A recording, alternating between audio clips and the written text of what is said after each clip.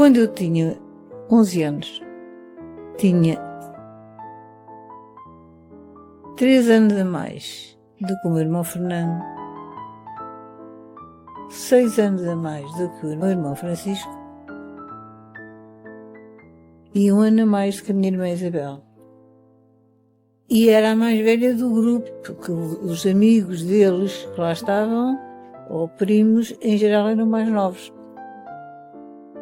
Portanto, eu andava num círculo de crianças, com 1 ou 2 criadas a tomar conta de nós, para ver que não fizéssemos asneiras, a brincar nos jardins, supervisionados por todos os lados, com jogos muito divertidos e muito bem organizados, desde os jogos mais clássicos e antigos, como o croquet, ao ping-pong, às andas, tudo quanto fosse jogos de exterior, havia nos jardins.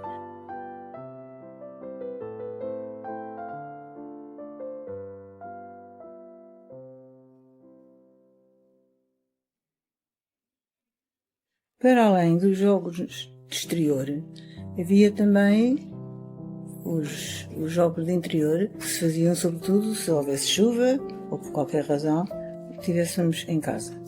Uma das coisas que o meu pai gostava era que nós aprendêssemos a jogar bridge, e era um ritual importante, sentar 4 crianças à volta de uma mesa e ir ensinando a cada uma quais eram as vozes possíveis para que aprendêssemos as bases.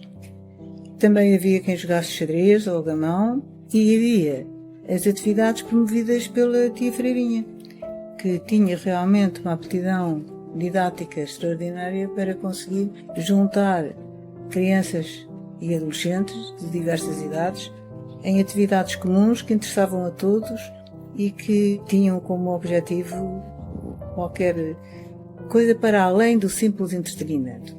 Por exemplo, mascararmos de personagens históricos e, a propósito disso, aprendermos história.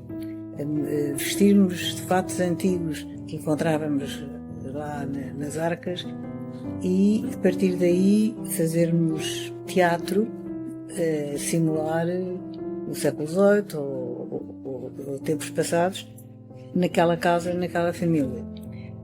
E também havia os concursos de redação, concursos de cozinha, em que, por um lado, se incitava à competição, à vontade de ganhar, e, por outro lado, isso não era levado muito longe porque não havia prémios. Havia classificações, mas não havia prémio. E, entretanto, as crianças eram muito felicitadas por aquilo que tinham feito, ou representado, ou dito, ou recitado, ou escrito. Havia esse incentivo. Quando o meu avô, pai da minha mãe, foi a Mateus e me levou como presente uma bicicleta de senhora, daquelas que se podia andar de saia, para o meu tamanho, próprio para a minha idade, linda. Eu fiquei maravilhada, não só com a bicicleta, por ser muito bonita, como pela liberdade que me dava. Porque eu de bicicleta eu fugia em segundos do sítio onde não queria estar e não tinha que participar nas brincadeiras e nos jogos dos mais miúdos. Portanto, aquilo foi para o 7º céu de felicidade. E desde que tive a bicicleta, Mateus passou a ter uma dimensão diferente para mim. Era um espaço onde eu podia apreciar coisas que de outra maneira era impossível. E uma das coisas que eu gostava muito era de ir ao Pinhal.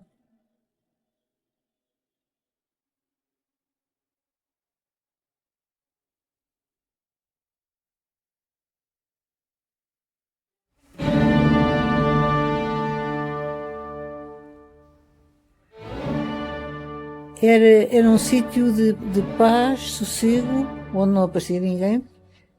Portanto, de repente, eu tinha plena liberdade de ir ao Pinhal sempre que me apetecesse. Bastava saltar para cima da bicicleta e em poucos minutos estava no Pinhal. Como não havia perigo nenhum, não havia ninguém, aquilo não dava para o exterior, era dentro da quinta, eu não tinha sequer que estar a pedir licença nem estar a anunciar que ia ao Pinhal e pronto. Não havia qualquer espécie de restrição.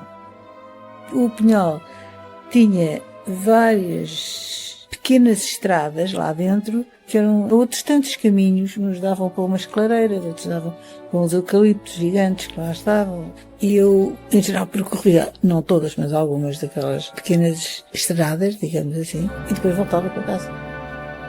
E um dia em que eu tinha acabado de chegar ao Pinhal, entrei por um daqueles caminhos e, de repente, estava eu distraída com a bicicleta, salta-me em frente de mim, julgo eu que de um muro, um homem lindo. Lindo. Alguma coisa.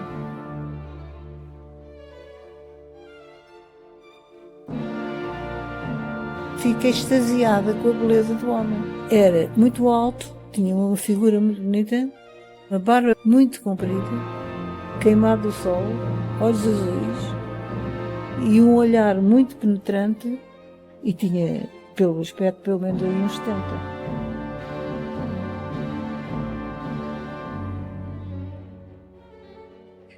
Vinha vestido de caçador, com uma espingarda, um cinto cheio de perdizes.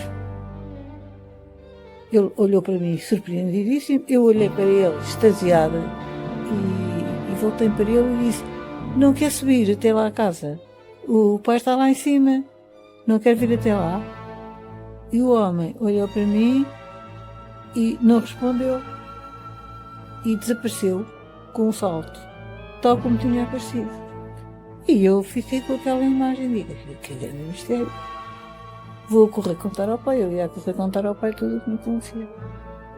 Ponho na bicicleta, a toda a velocidade, a pedalar para ali acima, chego lá acima, vou à procura do pai, encontrei no jardim e disse: olha pai, vi uma aparição.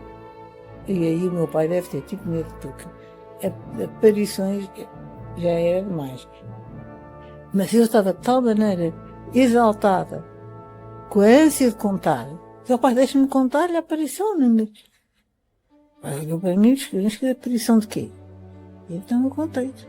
Um homem lindo. E comecei a fazer a descrição do homem. Sim, mais ou menos daquela altura, com uma barba daquele tamanho, e dou por mim a descrever o meu bisavô. Porque havia um retrato do meu bisavô que estava pendurado nessa altura na biblioteca, que era exatamente o que eu estava a descrever, mas eu não estava a pensar nisso. Eu estava a descrever o que tinha visto. E eu disse: olha pai, era igual ao bisavô que está na biblioteca. E perante o meu espanto, o meu pai fez uma cara muito zangada, daquelas que não admite discussão, e disse: esse homem anda a monte e não volta a entrar aqui.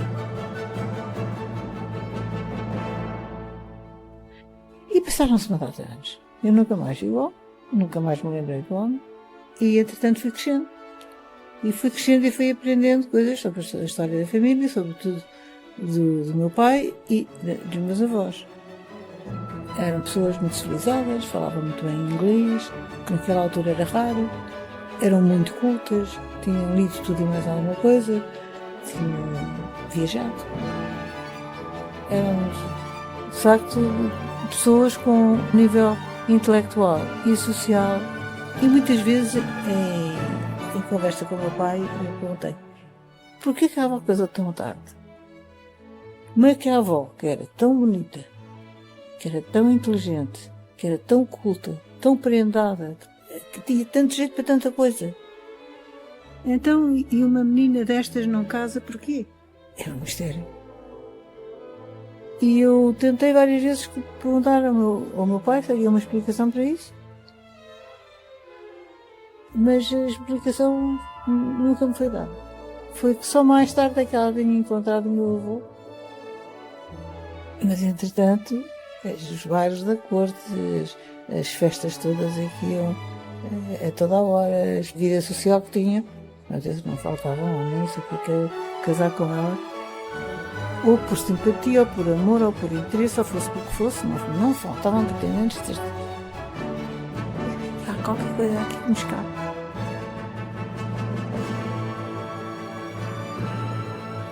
E os anos foram passando. E a minha avó morreu, com 8 anos, e passaram-se muitos anos. quando um dia em casa do meu pai, que tinha sido educado nos jesuítas. Bem, o meu pai tinha estado interno no Colégio dos Jesuítas em La Guardia, porque durante aquela confusão da Primeira República e os jesuítas tendo sido expulsos mais de uma vez, era o que havia de colégios de jesuítas mais perto de Portugal, era aquele na Galiza. E os jesuítas sabem tudo da vida de toda a gente, introduzem-se em todas as casas, entenda-se, casas importantes. Se há algum romance numa casa importante, os jesuítas sabem sempre. E acontece que uma vez eu estava em casa do meu pai, que vivia nessa altura na Avenida dos Estados Unidos, e tinha lá ido almoçar um jesuíta, um professor de um dos meus irmãos, que era muito conhecido porque era muito convidado para tudo quando fossem coisas sociais. E dava-se bastante com os meus irmãos e com o meu pai. E um dia, calhou, começámos a falar e às tantas ele diz-me assim: sabe da história da sua tia, não sabe? E eu disse: qual tia? Da sua tia, da tia do seu pai. Eu disse: não, o que é que tinha acontecido à minha tia? E ele disse: não sabe, então vou-lhe contar. Então contou-me que em Mateus havia duas meninas bonitas, prendadas e ricas, que tinham pretendentes, mas que havia uma com laços afetivos mais intensos com um rapaz, o Jerónimo, que era da Casa do Urros, que é a casa ali na aldeia, é mesmo em Mateus, é outra casa assim, Soarenga, e que teria havido um namoro discreto, para não dar nas vistas, porque ainda não se tinha pedido licença, entre essa minha tia do meu pai, a irmã da minha avó, a minha mais velha, e o rapaz mais velho desses, da Casa do Urros. E chegaram à conclusão de que queriam casar. E então mandavam as regras que o rapaz fosse pedir a menina em casamento. E então foram ambos falar com o pai dela, Mateus, e quando o rapaz diz ao meu bisavô que vinha pedir a mão de casamento de maridos prazeres, ele respondeu que não podiam casar porque eram irmãos. A minha tia não disse nada a ninguém, a não ser que tinha resolvido ir ao convento.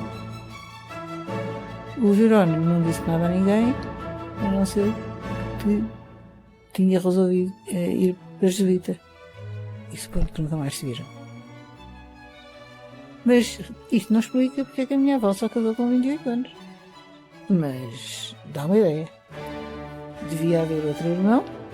A minha avó devia estar no mesmo género de relação com o outro e perante um choque destes, não só quis acabar imediatamente com qualquer relação que pudesse estar a nascer, como ficou vacinada e não quis casar com ninguém.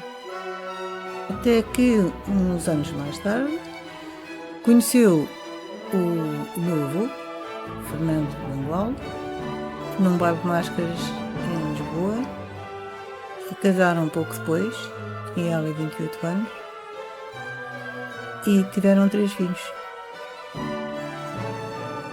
O casamento, que de início correu muito bem, foi depois atribulado durante o período das incursões monárquicas, em que participou ativamente o meu avô e a minha avó tentou acompanhar, tendo inclusivamente sido condenado várias vezes por rebelião ou por ser revolucionário, por querer reimplantar a monarquia.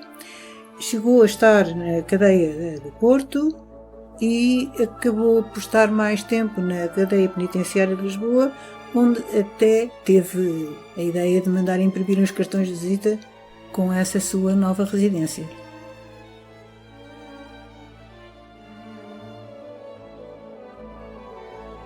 O irmão mais novo do Monsenhor Jerónimo Amaral nunca mais ninguém o viu, até aquele dia no Pinhal, muitos anos depois.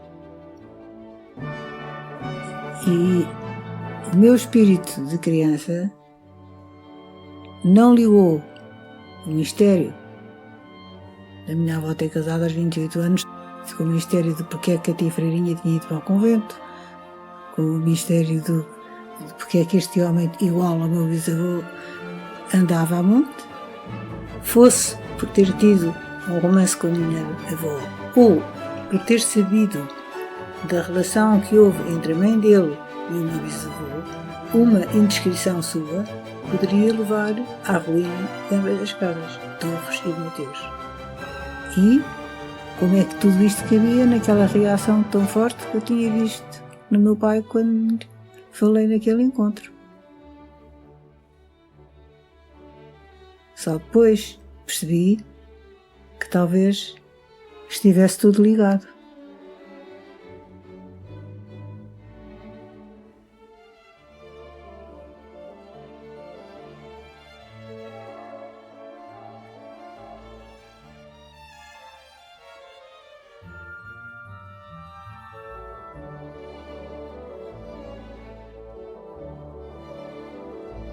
A tia Freirinha acabou por se instalar em Coimbra, onde fez à sua custa o colégio da Rainha Santa Isabel e dedicou o resto da sua vida à educação de raparigas. Por sua vez, o Jerónimo Amaral, que era militante do Partido Progressista, chefiado pelo meu bisavô, foi ordenado e celebrou a primeira missa na capela de Nossa Senhora dos Prazeres, na Casa de Mateus, a 8 de março de 1892, ano em que fundou o Colégio de Nossa Senhora do Rosário, destinado à educação de rapazes, num edifício de sua propriedade, em Vila Real. Salvou-se assim a honra de várias famílias e evitou-se um enorme escândalo.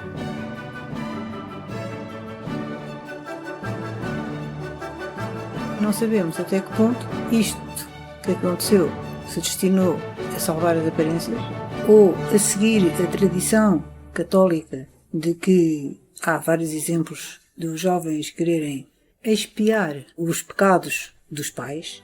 Era muito frequente serem os filhos e as filhas que no fundo pagavam o preço dos amores clandestinos que lhes tinham dado origem.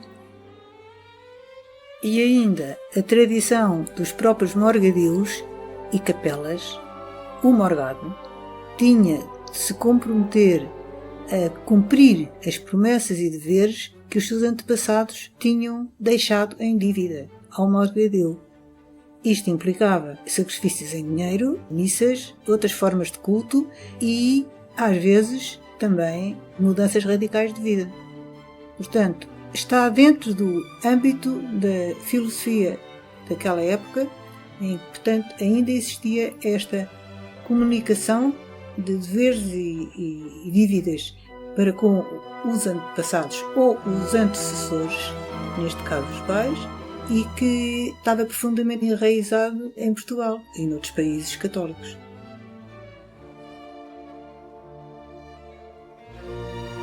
A dedicação das suas vidas ao ensino de jovens, num objetivo comum, embora à distância, pode ter sido a forma de compensar o desgosto que a tia Freirinha e o Jerónimo tinham sofrido.